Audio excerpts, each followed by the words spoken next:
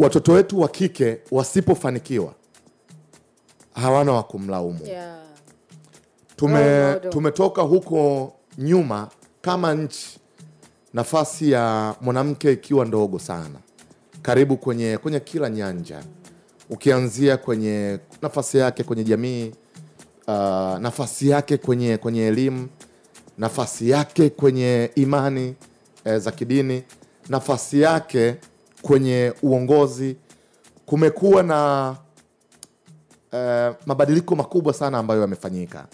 Tumewahi huko nyuma kuwa na mama zetu kwenye historia kina Bibi Titi Mohamed, lakini imepita miaka mingi sana kuja kupata watu ambao ni vinara, machampion kwenye uchumi, machampion kwenye leadership. Siku za nyuma mtoto ukiwa na binti nyumbani hata anazungumza, unajua mimi nitakuja kuwa rais, unaambia hebu nitolee kelele, unanielewa?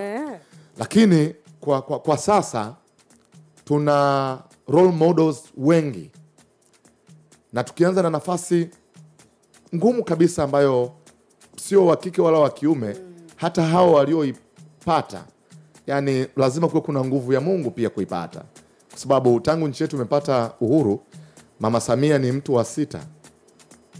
Kwa hiyo sio rahisi kwa wa kike na wa kiume, lakini sasa tumempata mwanamke.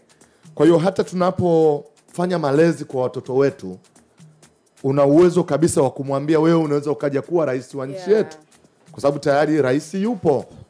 Tuna speaker wa bunge, tumekuwa na Mama Annie Makinda, amekuja Dr. Tulia.